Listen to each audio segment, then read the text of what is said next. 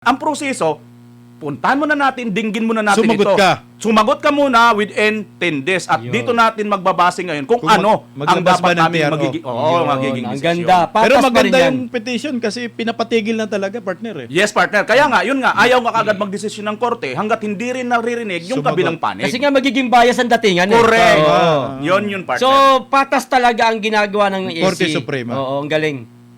Nilabas na TRO ang Korte Suprema sa impeachment ni Vice President Inday Sara Duterte. Walang inalabas na temporary restraining order ang Korte Suprema kaugnay sa impeachment labang kay Vice President Inday Sara Duterte. Ito ay matapos maghain ang kampo ni Vice President Sara ng petisyon para sa certiorari at prohibition kasama ang hiling na agarang TRO upang pigilan ang House Committee on Justice sa pagtalakay sa mga reklamong impeachment laban sa kanya. Pero ayon naman sa Korte Suprema, sa pinagsama-sama nito ang lahat ng kaugnay na petisyon at inutusan ang Justice Committee na magsumiti ng komento sa loob ng 10 araw mula sa pagtanggap ng abiso. Gayunman, hindi pinagbigyan ng Korte Suprema ang hiling ng TRO ng kampo ng Vice Presidente. Ito partner, may 10 araw din silang sumagot. Sige, banatan niyo partner. Tuloy ko lang, partner, para hindi ako Oo, maano. sige, tuloy mo. Ayan, maganda nga ito. Kasi nga, siyempre, ang Korte Suprema, hindi naman agad-agad yan uma-action hanggat hindi rin nadidinig ang kabilang panig.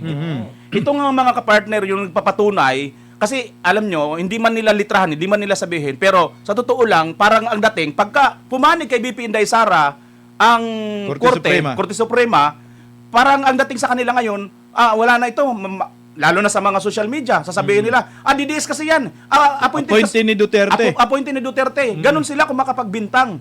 'Di ba? Mayroon nga, 'di ba? Muntik mapadisbar yung ibang mga nag-ano noon sa korte noon. Mga abogado sila dilima, 'di ba? Nagsuri. Nagsorry yun. Oo. So, pinapakita ng Korte Suprema dito yung pagiging fair nila, pantay nila sa lahat ng aspeto ng mga kaso na umaakyat sa kanila.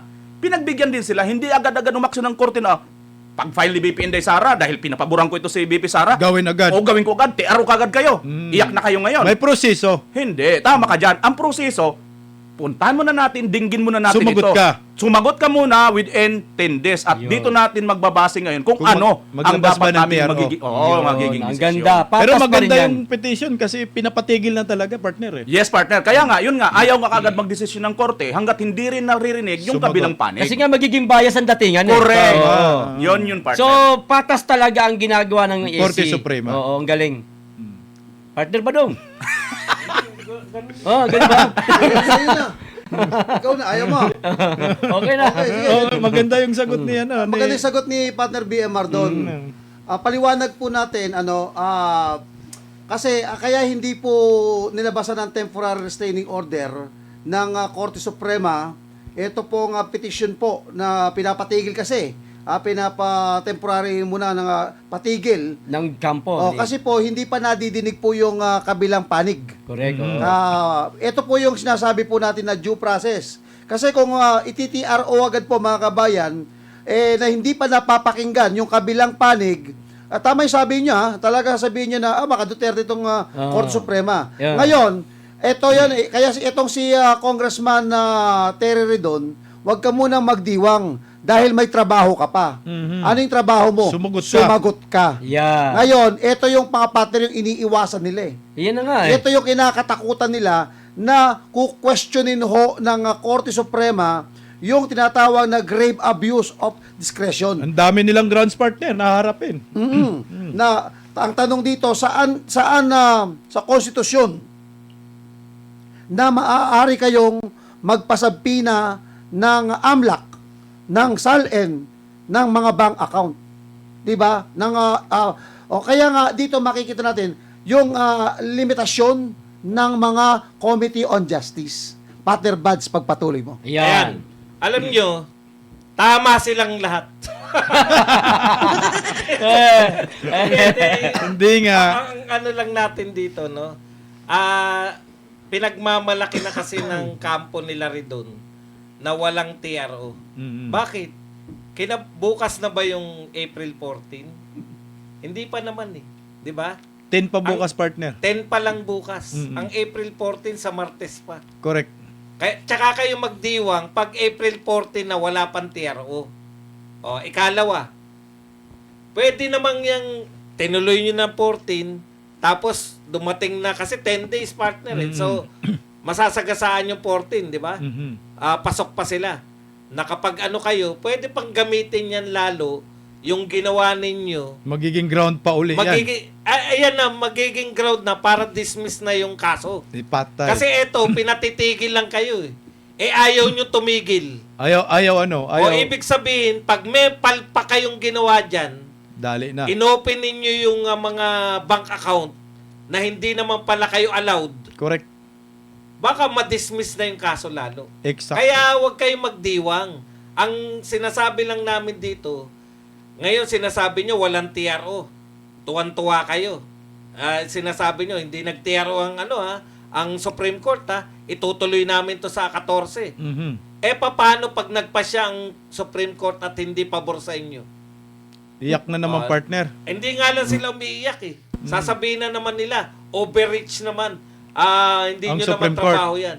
Dapat, kung kinikilala nyo ngayon yung Supreme Court kasi hindi nag-TRO, pag kayo ay hindi pabor sa inyo yung pasya ng Supreme Court, dapat kilalanin nyo rin na maluwag sa dibdib. Nilabas na TRO ang Korte Suprema sa impeachment ni Vice President Inday Sara Duterte. Walang inalabas na temporary restraining order ang Korte Suprema kaugnay sa impeachment labang kay Vice President Inday Sara Duterte. Ito ay matapos maghain ang kampo ni Vice President Sara ng petisyon para sa certiorari at prohibition, kasama ang hiling na agarang TRO upang pigilan ang House Committee on Justice sa pagtalakay sa mga reklamong impeachment laban sa kanya. Pero ayon naman sa Korte Suprema, sa pinagsama-sama nito ang lahat ng kaugnay na petisyon at inutusan ang Justice Committee na magsumiti ng komento sa loob ng 10 araw mula sa pagtanggap ng abiso. Gayunman, hindi pinagbigyan ng Korte Suprema ang hiling ng TRO ng kampo ng Vice Presidente. Ito, partner, may 10 araw din silang sumagot. Sige, banatan nyo, partner. Tuloy ko lang, partner, para hindi ako maano. Sige, tuloy mo. Ayan, maganda nga ito. Kasi nga, siyempre, ang Korte Suprema, hindi naman agad-agad yan uma-action hanggat hindi rin nadidinig ang kabilang panig. Ito nga mga kapartner, yung nagpapatunay, kasi alam nyo, hindi man nila litrahan, hindi man nila sabihin, pero sa totoo lang, parang ang dating, pagka pumanig kay BP Inday Sara, ang Korte Suprema, parang ang dating sa kanila ngayon, wala na ito, lalo na sa mga social media, sasabihin nila, DDS kasi yan. Appointee ni Duterte. Appointee ni Duterte. Ganon sila kung makapagbintang. 'Di ba? Mayroon nga, 'di ba? Muntik mapadisbar yung ibang mga nag-ano noon sa korte noon. Mga abogado, sila Dilima, 'di ba? Nagsuri. Nagsorry yun. Oo. So, pinapakita ng Korte Suprema dito yung pagiging fair nila, pantay nila sa lahat ng aspeto ng mga kaso na umaakyat sa kanila. Pinagbigyan din sila, hindi agad-agad umaksyon ng korte na pag-file ni BP Inday Sara, dahil pinapaboran ko ito si BP Sara, Gawin agad. o gawin ko agad, TRO kagad kayo. Iyak na kayo ngayon. May proseso. Hindi, tama ka dyan. Ang proseso, puntahan muna natin, dinggin muna natin Sumagot ito. ka. Sumagot ka muna within 10 days. At dito natin magbabase ngayon kung ano ang maglabas ba dapat ng namin TRO? magiging Ang desisyon. ganda. Patas Pero pa rin maganda yan. yung petition kasi pinapatigil na talaga, partner. Yes, partner. Kaya nga, yun nga, ayaw nga kagad magdesisyon ng korte hanggat hindi rin naririnig yung Sumagot. kabilang panig. Kasi nga magiging bias ang datingan. Correct. Oo. Yun, partner. So, patas talaga ang ginagawa ng ESC. Korte Suprema. Oo, ang galing.